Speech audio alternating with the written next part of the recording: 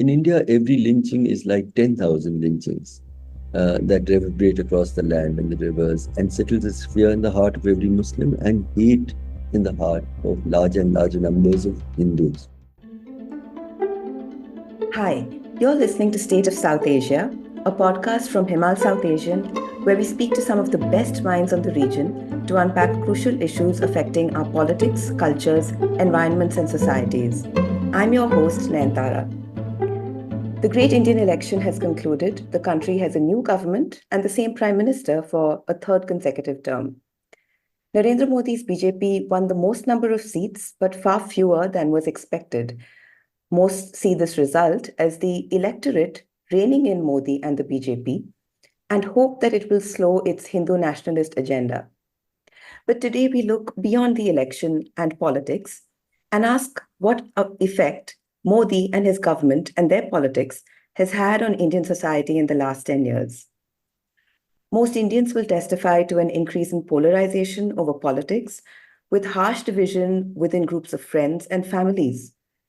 There are larger fractures based on religion and caste, and a seeming increase in violence, both physical and in public discourse. In fact, on June 7th, just a day before the new government was sworn in, two truck drivers from Uttar Pradesh were allegedly lynched for transporting buffaloes in the Raipur district of Chhattisgarh. This follows a familiar pattern of bovine-related assaults in India in recent years. To make some sense of what has changed and what hasn't in Indian society, and on where we go from here, I have as my guest on this episode, Harsh Mander. Harsh is the chairperson of the Center of Equity Studies, but he's also a prolific writer, researcher, teacher, and social activist. He is the chairperson of the Karwan-e-Mohabbat, or Caravan of Love, which is a campaign in solidarity with victims of communal violence and religious violence. And he describes this work as the center of his life right now. He has untiringly been writing and speaking against violence and injustice across the country. Harsh, thank you so much for joining us today. My pleasure and privilege. I have much admiration for the work that Himal does. Harsh, I want to start with this whole phenomenon of lynching. I just described briefly one recent episode in Chhattisgarh, but India, unfortunately, has a long history of lynching, especially in caste-related incidents and, in cases where women were branded as witches and then lynched. But what seemingly changed in 2015 was probably a culture of impunity that crept in for mobs that lynch. And, some of this has even emboldened attackers to take videos of their crimes and share them. You had decided with Karwan-e-Mohabbat that you will show solidarity with victims of these crimes, their families and their communities. Tell us a little bit of what you have learned through all these people you've met and the stories that you have heard since you've started this work. If there's a sort of single marker of the last 10 years under Modi, frenzied rise in normalized, valorized hate and fear, it would probably be the huge rise in the graph of lynching. And this lynching that we're seeing in these 10 years is very different from, there have been what we call riots, which actually are miscalled riots, because I think the last time we really saw riots where spontaneously people of different religious communities attack each other on a massive scale was during partition. We've seen large episodes of communal violence, and particularly from between 1983, when we saw the Delhi massacre, and 2002, which was the Gujarat massacre. In between, there was the Sikh massacre, there was Bhagalpur in 1989, there was Bombay in 1992. We've seen very large massacres where more than 1,000 people have been slaughtered. The overwhelming majority of them being of mostly the Muslim minority, but on some occasions it has been the Sikh minority in 1984, and in Kandhamal in 2006-7, I think it was the Christian minority. So what changed? Why is lynching, where the numbers of people who are being killed is much smaller? I mean, the total number of people who have been lynched over the 10 years would probably be less than the number of people killed in a single major episode of communal violence that preceded her. So many people don't understand what the fuss is about. And I think that what we have to understand is that what we called communal riots was still bound by geography and by time. They happened in a particular area, they had a beginning and they had an end. What lynching does first is it breaks both the boundaries of geography and time. Theoretically, the message that goes out is that every Muslim anywhere in the country at any point of time can be similarly attacked. Second, what we have to understand is that these are performative acts of violence. The video camera is not incidental. The video recording is central. So it is not a private act of hate violence. It's a public performative act of hate violence. In India, every lynching is like 10,000 lynchings that reverberate across the land and the rivers and settles as fear in the heart of every Muslim and hate in the heart of larger and larger numbers of Hindus. Let me illustrate this. So one young man, a young boy, Junaid, gets lynched cruelly on a train close to Delhi.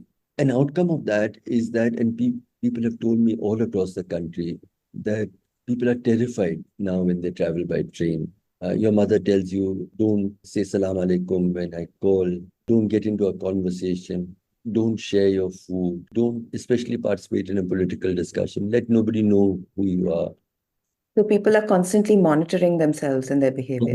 So that is the fear.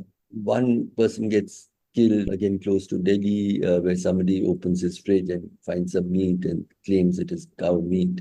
Now everybody is afraid, don't carry meat, anyone can attack you. So in the last year and a half, I've been going around the country, and apart from the Karwan, which I'll talk about briefly, but just personally trying to understand what my Muslim brothers and sisters are feeling across the country.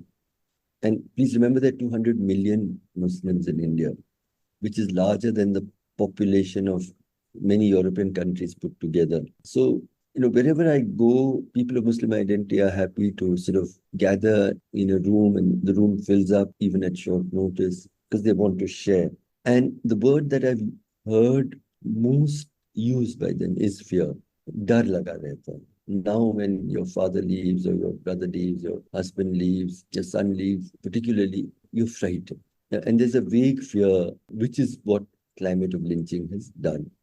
Also, livelihoods. So Mewat is an area close to just adjoining Gurugram. The district with Mewatis actually has 80% Muslims. It was also found to be the poorest district in the entire country and just close to the national capital. Now here, the principal livelihood was rearing cows, and cows had exactly the same place as we understand in Hindu farming households, members of the family.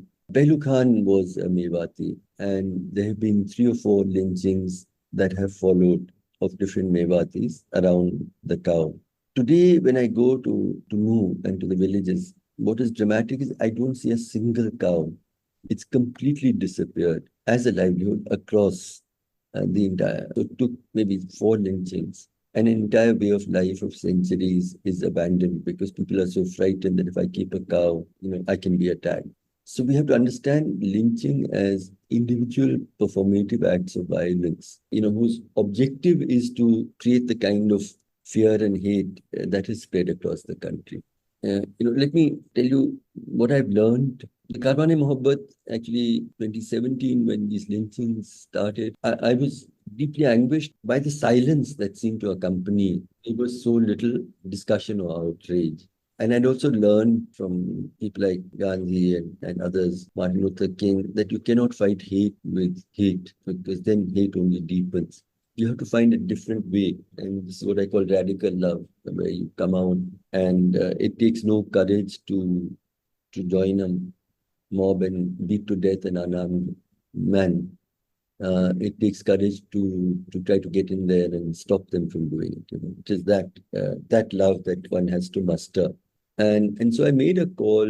I had initially thought of it as perhaps one journey, in September 2017. We started off in Assam and traveled through the country wherever there were lynchings and ended up at Porbandar, Gandhiji's birthplace in Gujarat. What we resolved was that we would go to the home of every person who's been lynched. Not even as a human rights worker or a fact finder or anything, just like you would to a loved one, to family. And to say, we've come firstly to tell you that you're not alone in your pain and suffering. And another thing that lynching does, it isolates you. There's in a riot, there's at least a community of victim sufferers. Here you're completely alone. So that you're not alone, that there are many people across the country who share and care. And we often would cry with them and so on. So that was one. The second was to seek forgiveness for what we have become as a people. The third was to say, we assure you that whatever happens, we will always be there as you try to pick up the broken pieces of your life and fight for justice. We will be there for you. And the fourth was that we would tell your story, because that's another thing that I have found with survivors of hate violence over many decades of work, is that the first thing they need is an acknowledgement that this happened to them. And with the kind of establishment and media that we have, even that acknowledgement is not there. So this is how we started. And an interesting bunch of people, many of whom I'd never known, came together when I made a call. And within a month, we were on this journey. It meant so much to people that we've not stopped. We continue these journeys and the support that we're giving to families. But what I saw in these journeys is many things. One of them was, families reached a point, and often they would say to us, is that I wish they just stabbed him. I wish they just shot him. Why was there so much cruelty? Why did they torture him so much? Why did they gouge out his eyes? Why did they smash his genitals? Where is this so much hate coming from? This was one thing that we heard over and over again. And do you find kind of any clues or any answer to that in terms of what the psyche of the attackers actually is? Because there is an element of dehumanization of the person that you're attacking. What the Modi regime has accomplished is where hate has first become normal. And what you talked about in your introduction, every one of us will talk about family, WhatsApp groups, and WhatsApp groups of your friends from school and college and work colleagues. The amount of hate that has just become normal, which you would not have heard earlier, would have imagined earlier, that's first. So there's a normalization of it. But I think there's something more that has happened. That is legitimization. So not only is it normal, not only is it fine, but it's good. It's how we should feel. But I would say that there's something even worse, which I would call the valorization of this hate. That not only is it fine and correct, but it's heroic to hate. And it is that valorized hate that has become, part of our social life. And that is what drives these groups. How ordinary people, let me just give an example. There's a place called Hapur, not far from Delhi in Uttar Pradesh, where a 45-year-old, very poor man, a Muslim man, his job was what he would do is he would go around and buy small kid goats and feed them, fatten them up, and then sell them for meat. Get a small amount of money. Everybody knew him. So one fine morning, somebody announces from the temple that he has killed a cow, and a crowd gathers. And the crowd has a lot of young people, teenagers, women, and they come with everything they could find in their house, knives and so on, but even screwdrivers, even pens, and they start attacking this man. And he slowly loses consciousness. In fact, almost all of these videos, there's one sequence where apparently when you lose a lot of blood, it seems that you feel thirsty, you ask for water, and they don't give you even the water. And that's one of the last things that a person says when they're conscious. When we met the family a few days later, they were saying that there wasn't hardly a place in his body which hadn't been pierced. And that kind of cruelty had got unleashed, and young teenagers, etc., were part of it. There's also terrifying, but now somewhat iconic picture that emerged, which was that they then tied him with ropes and dragged him like you drag a dead animal. And the police is standing there, and they're leading the dragging of this man with ropes. So it is this kind of dehumanization that you spoke about. The third thing was I would always ask, did someone come and try to stop? Did someone try to come and help? And this is again something different. I mean, I've handled and worked in many capacities as a district civil servant. I've seen and handled riots as a human rights work and peace worker, and I've studied. In the worst of riots, even like Gujarat in 2002, the numbers of people who tried to save lives was much larger than those who participated in the slaughter. But in this period of lynching, I find very rare a story of somebody who tries to protect or save the person who is being lynched. Right. So that's another feature. And the fourth is what you mentioned earlier, was the impunity.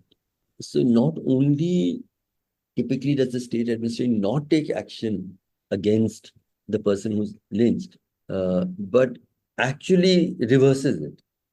So if I can explain, say it's a cow-related lynching or it's a love jihad alleged lynching. By definition, the victim is the original culprit. Right. Because you did claim to have done something with Hindu women or with cow mother, and you were the original criminal. Now the crowd may have got a little more excited. Their sentiments were hurt, and you can understand. So the crowd became, in a sense, the victim of hurt sentiments, where the victim became the principal culprit.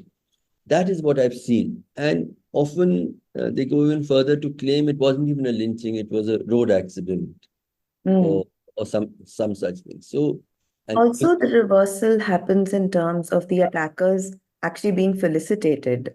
absolutely. So then you have people like the ministers, officers actually speaking about them as speaking of the victim as criminals and as the attackers as heroes.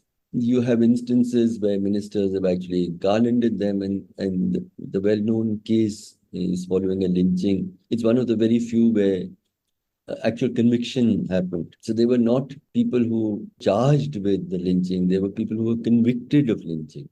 But when they came out on bail, the minister was at hand and he garlanded them and celebrated them as heroes. There's a particularly horrifying case in Rajasthan where, in the 25th anniversary of the demolition of the Babri Masjid, this man wanted to performatively slaughter any Muslim man. And he got his nephew, who was a teenager, into a pack where the nephew would videotape. And there were Bengali migrants who would come, construction workers. So he called one of them and said, I want some construction work to be done. And because the kid was filming it within 15 seconds, he never met the man before.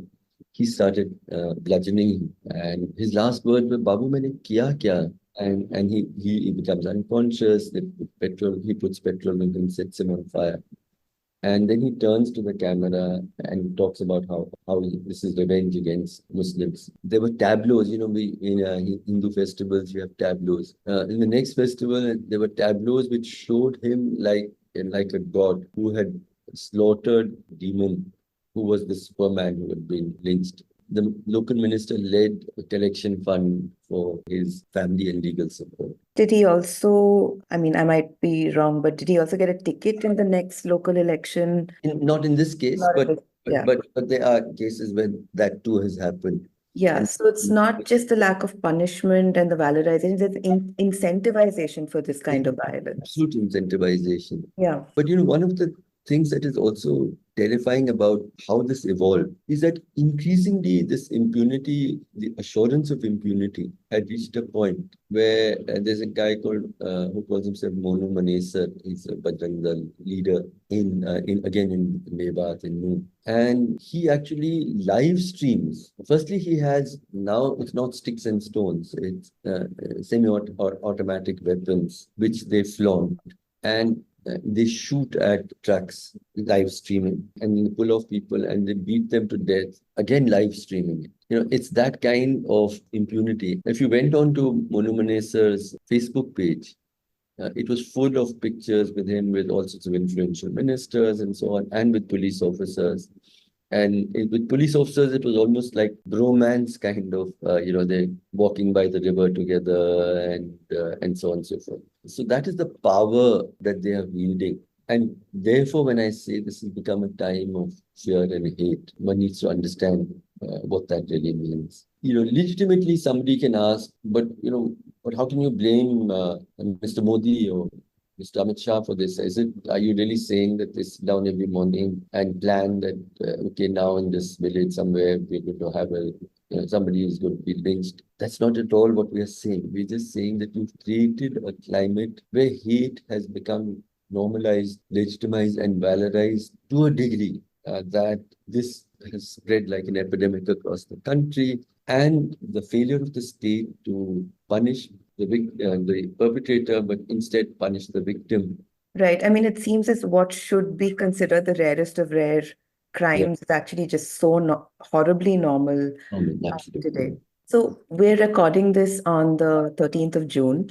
And just a few days ago, a right-wing commentator on a YouTube channel called for an Israel-like solution to Kashmir. Do you think that people would be emboldened to make such comments, suggesting wiping out of entire populations, if the last 10 years of right-wing politics hadn't happened, like this brand of politics? That did draw attention, but actually it's not the first call for genocide of Muslims that has happened over recent years. In fact, I was just doing I've put together a detailed report, which hopefully will be published in a while, where I tracked the kinds of hate speeches that have been happening. Even I was not prepared, as I read report after report after report of people dressed in saffron claiming to be monks and sadly a lot of women nuns making the most horrific kind of calls for genocide and mass rape, mass killings. It's happened even, in the national capital in Jantar Mantar. It's happened by elected representatives or in the presence of elected representatives. Maharashtra last year saw a campaign of hate speeches district after district. We went, I think, through 35 districts of Maharashtra in 2023, making similar kind of genocidal calls. The Holocaust survivors have started a campaign which they called It Started with Words, where they want to underline that Holocaust didn't begin in the gas chambers. It started with hate speech, with genocidal hate speech, led from the very top, as it is increasingly, by our leaders. And incidentally, NDTV before it, changed hands, where it was still a somewhat more independent mainstream news channel, had tracked what they called VIP hate speech, which is hate speech by top senior political and government leaders. And they found in the first 7 or 8 years of Mr. Modi's regime, I think 1100% rise in VIP hate speech. So it's hate speech led from the top. And of course, the Prime Minister put the icing on whatever kind of cake this is by the kinds of speeches he made during the election campaign in 2024. Right. Where he used really the language and the idiom of a kind of street bigot against Muslims. So it is this, the gentleman you spoke about appeared to be a little more sophisticated, but in the end, the call is the same and the hate is the same. I think one of the ironies of our country is that it is, this hate campaign is led by people who are, highly educated, whatever kind of education. I mean, in the most privileged institutions, they have the best jobs. They have senior people in tech and in academia, and they're the kinds of people who are actually leading in hate speech.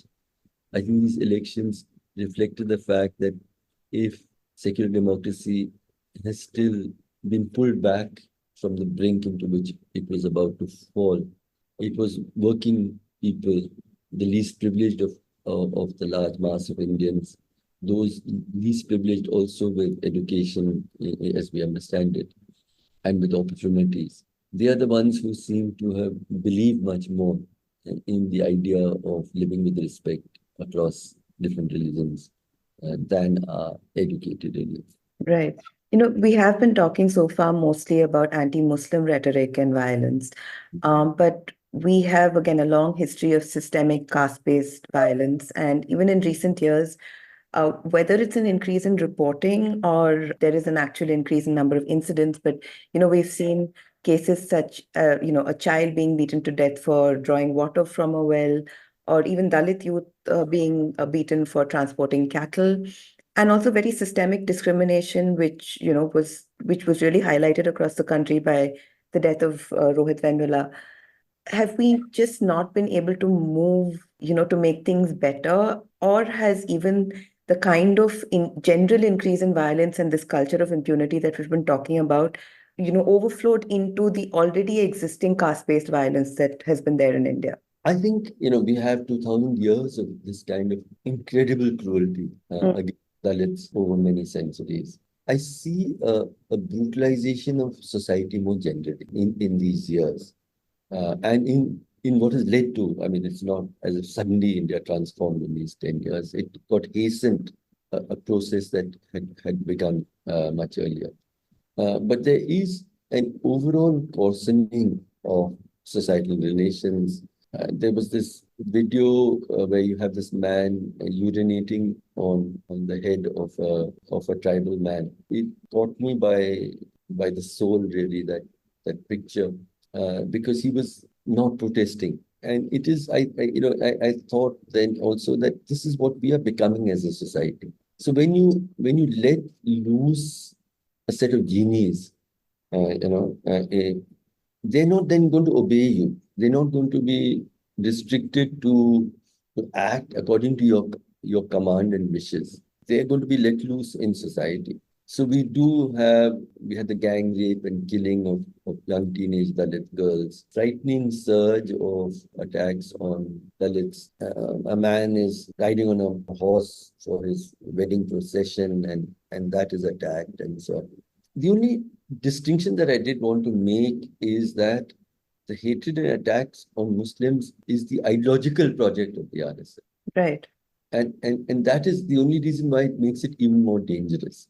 It is so symbolically, look at the cabinet that Mr. Modi has constituted just after these elections. It was a remarkable election because in the entire country, the BJP put up only one Muslim candidate in Kerala who lost. But even the NDA alliance, so the entire NDA alliance doesn't have a single Muslim MP in the Lok Sabha. It also didn't have a single Sikh MP in the Lok Sabha. So that was another minority. When Mr. Modi constituted his cabinet, it was quite clear this time that he wanted to give a kind of token representation to a very wide diversity of minorities. Very inadequately, there are just 7 women, but there are 7 women. And there are 10 Dalits, and I forget 27 OBCs, maybe. It was interesting that although not a single Sikh got elected, they brought in a Sikh man who had lost the election. Right. And they made him a minister. They brought in a Christian person who had not even fought the elections, Kulan Joseph. But they pointedly, now the only significant minority that pointedly does not have a single member in the cabinet is Muslims. So it's a very conscious decision. In 1923, we had reached a point when there wasn't a single Muslim minister, member of parliament in the Lok Sabha or the Rajya Sabha or any state assembly across the country. Right. And you're talking about 200 million people being, in a sense, I mean, they've been expelled from political representation. And I just finished writing a piece, so I have some figures for you. Even the non-BJP parties have been similarly constrained. The Muslim has been presented as a kind of bogeyman for scaremongering and hate and others. But it's not as if even the non-BJP parties have stuck their necks forward. So in 2014, there were all parties together had put up 320 Muslim candidates for election. This time the number has gone down to 94. Wow.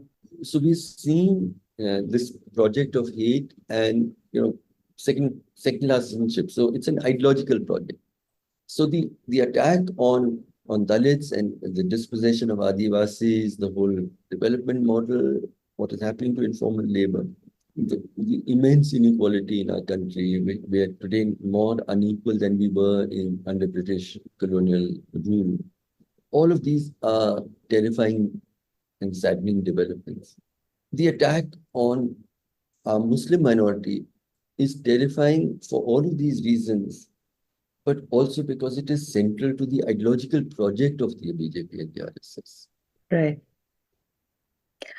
I'm just going to pause this fascinating conversation for a second to give a quick reminder to our listeners that Himal's in-depth, independent coverage of the whole of South Asia relies on your support.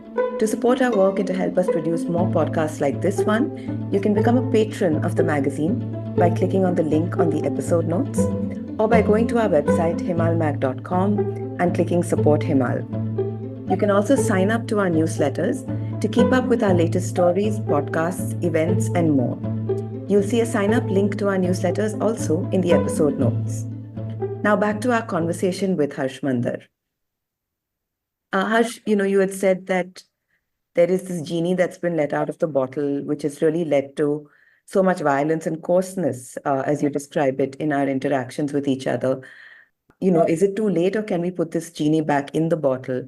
There is a sense of hope now after these elections that somewhere there'll be a reining in of very extreme kind of right-wing politics. But where do you see us going from here? I've studied the election results very closely.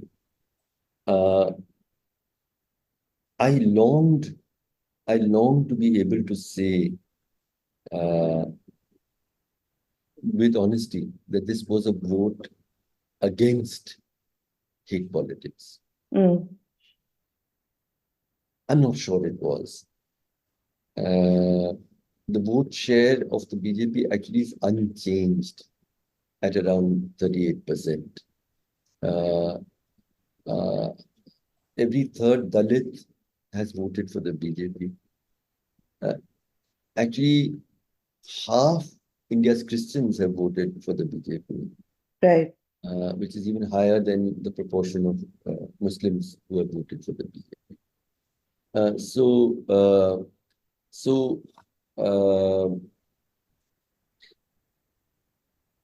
What I think these elections have indicated is that people across Uttar Pradesh and so on are saying, Hindutva is all right, but we have lives to live, and there are no jobs. Prices of essential commodities are shooting through the sky. Exam, all these competitive exams, there are leakages, so please attend to our issues. The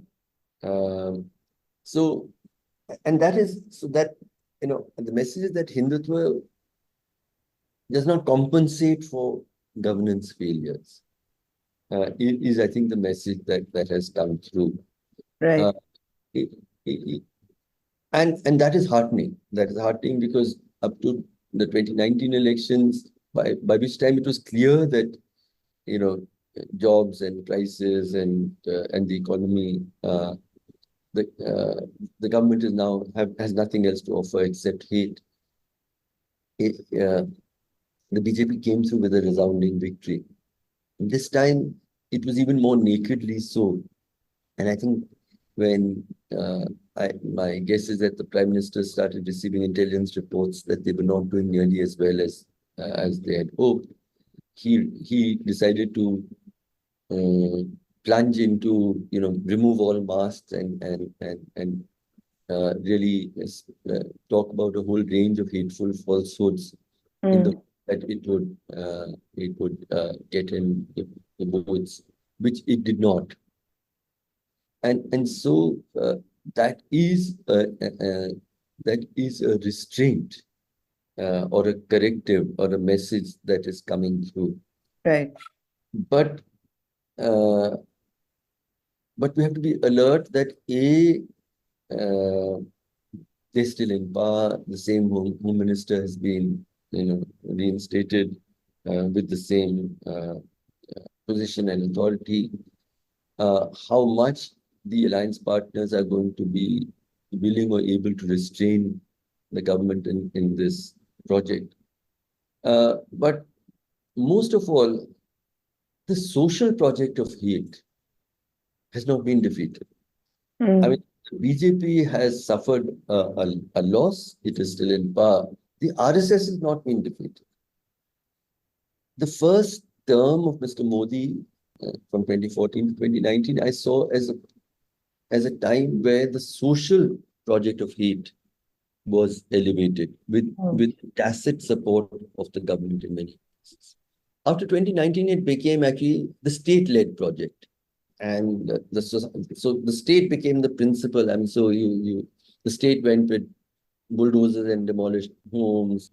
Kashmir happened. The state, talked about love jihad and talked about many things. It tightened laws. It put people into prison without trial and so on. So that might get mitigated a little bit, but the societal project of hate is a much longer project. I mean, what has happened in India, starkly, is a growing radicalization of the Hindu heart and mind, of larger and larger numbers of people in the majority community.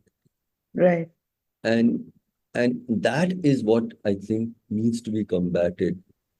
And it's not political parties who are going to do it. Even they have not shown the kind of moral courage to lead in the battle for fighting hate. The word Muslim was barely used except as objects of hate through the entire campaign by all parties. And people didn't talk about, they talked about joblessness, they talked about prices, they didn't talk about lynching and the climate of hate and fear that Muslims have to live through. And so it is actually for ordinary citizens, for people like you and I in this country who will have to fight, I think, for at least a generation before we can claim our country back. One of the books I wrote, the title was Partitions of the Heart, Unmaking the Idea of India. And I said that there was one partition on the land of this country and how much devastation it brought. We're seeing 1 million partitions today in our hearts. Many of us, many young people who work with me, their parents are sort of believers in the ideology of hate. I mean, that's where they start. Right. Their teachers, their friends on social media, and the films they watch, and most of all, their prime minister. We're all being led in a certain direction. Battling this will require deep, profound, dedicated conviction by people who want a country and a world in which we live together with love and respect. Why I think it's not unique to India.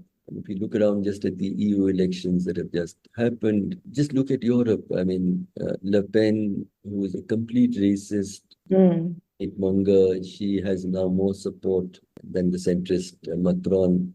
Italy has the Brothers of Italy is an openly fascist party. Wilders in the Netherlands, Sweden, Germany, the AfD, which is a neo-Nazi party, got more support in the EU and more votes, especially of young people. So I see ourselves in the middle of what is nothing civilizational crisis of humankind. And more of us are choosing leaders who are teaching us to hate. Why is that happening? How do we counter this? It's something that we'll have to grapple with. Those of us who believe in a world of kindness and justice, we have to do a lot more. And it's the rest of my life at least, and probably the rest of yours, before we can reclaim the world. And among all of the leaders who are pushing us in the direction of hate, the Modi, to my mind, poses the greatest dangers because he's also backed by the RSS. Right.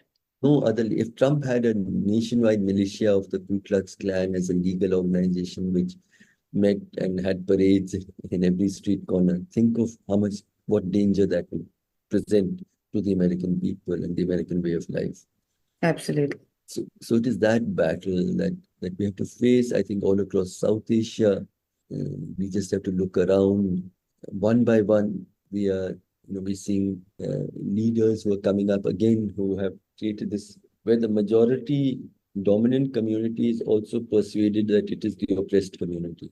And the oppressed minority community is being depicted as the oppressing community. Yeah. बाकी यहाँ हिंदू खतरे में है with 80% of the population Muslim, but also upper caste Hindus controlling everything. Media, academia, politics, and corporate world in particular. But Pakistan is even more interesting. Pakistan is now 96% Muslim, 2% Hindu, 1% Christian, 1% Ahmadiyya. But Pakistan में भी मुसलमान खतरे में है. Yeah. And I think Nepal is still, with Sri Lanka, Bangladesh, Pakistan, India, Afghanistan, having slipped way down in the alley. Nepal is the one country which I think still has the opportunity to make a choice. They learn, I hope the people of Nepal learn and adhere firmly to a pathway where the accident of your birth is not the basis on which you choose your leaders and your friends. Dr. Ambedkar actually very presciently, he spoke about two kinds of majorities in a democracy. He said there's a political majority where you vote because of issues.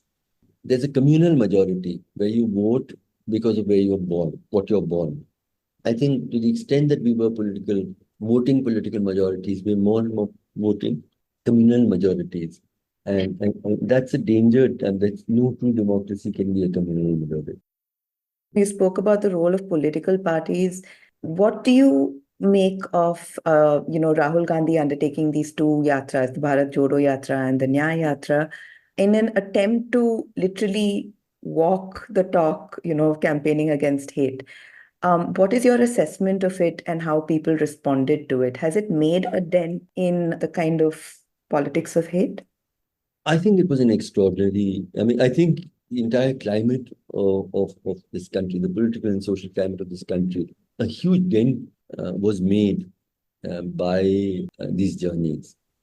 I also joined for a little bit in solidarity. And what I saw was, for the first time in a very long time, has a political leader stepped out and led a campaign of this scale, not for elections, voted, but for dealing with something that is deeply troubling in society. And there's a huge significance in that. He did it, he crafted it in that way. It was almost heroic, given where he had been, the BJP and its the power that it had over social media and mainstream media had sort of caricatured him into a kind of bumbling fool, incapable of any kind of significant and intelligent political or social thinking. He fought back all on his own, really, and reclaimed that space. And I think people began to. When I walked, I was seeing that he used to start at 6 a.m. I was out at 5. Already people were on the streets. There was an excitement. Congress had no capacity to mobilize the thousands and thousands of people who had gathered. They were looking for something. There was certain authenticity in the way that he engaged with ordinary people all along. And when Mr. Modi meets, it's so obviously choreographed. Every step, every word. Here it is entirely spontaneous when he sits with a group of farmers and joins them planting saplings, paddy samplings, or he meets a set of head loaders and chats with them, etc. There was a certain kind of genuine warmth that emerged. So it was a very, very significant contribution. I think the results reflect that change in mood, uh, but a lot more needs to happen. I admired a lot of the discourse, uh, except that he was scrupulous to never mention the Muslim question, never once. And at the very least, most, even in the manifesto, they would use what I call the small M word, which is minorities, and not the capital M word, which is Muslim. If you also said minorities, it would be linked up with SC, ST, OBCs and minorities, or SC, ST, OBCs, women, farmers, and minorities, etc. So it's like being in Nazi Germany and about everything else except the Jews. So that is my worry. I mean, also the lowest representation. It's another matter that these Muslim candidates did so well that they still have the same number of MPs finally elected, although instead of 320 there were just 90s, 94 something who stood. We still have about 23, 24 Muslim MPs elected to the Lok Sabha. But it's not that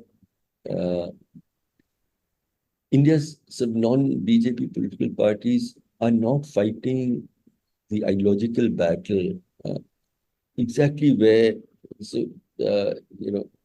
where it hits. Because the attack on Muslims in India by the BJP RSS is central to its ideological project.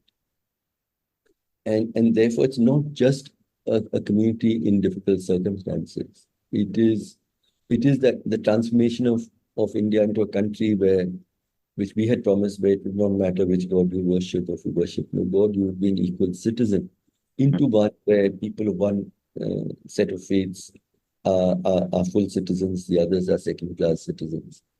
It's that battle that hasn't been taken on by the political establishment. So there's much to celebrate in the India Alliance. There's much to celebrate, particularly in the yatras that Rahul Gandhi led. But they need much greater moral conviction to uphold the constitution, which is being damaged through this attack, on the one hand on our Muslim citizens, on the other hand on dissent and words of conscience. Right. And speaking of that, there's been such a crackdown on dissent in the last 10 years specifically. What I want to ask you is whether we've actually learned the value of dissent, and we've learned more about how to dissent. And would we have, had these lessons if we were not faced with something like the CAA and NRC? You have pointed out, when you've spoken before, that the kind of protests and gatherings that happened over the CAA and NRC were the kind of which we hadn't seen since probably pre-independence. So the anti-CAA protests and the farmers' protests were, to my mind, probably the finest moments of democratic resistance by ordinary people that we have seen, not just in the last 10 years, but in many, many decades. Because it was founded on civil disobedience, non-violent protest, but also on solidarity. And the idea of protesting against a law which discriminated against Muslims, but where Hindus, Christians, Sikhs, Dalit, Adivasi people stood together, in gatherings across the country for those 100 days, where the icon of the protest was the Constitution. The flag of the protest was the national flag. the anthem of the protest was the national anthem. It was a reclaiming of the country, of our freedom struggle and our constitution. A young girl would begin by reading out the preamble, and 100,000 people would follow. And this was a leaderless, spontaneous protest that rose all across the country. It was that moment that reassured me that we haven't lost our country yet. But we have to learn modes of sustained solidarity. And that worries me as far as the questions of dissent is concerned. Because here, a climate of fear has been created. 20,000 licenses of NGOs have been cancelled. Many NGOs are targeted and cannot function. Few of us have, and I have so many criminal charges now mounted against me, which are so incredible.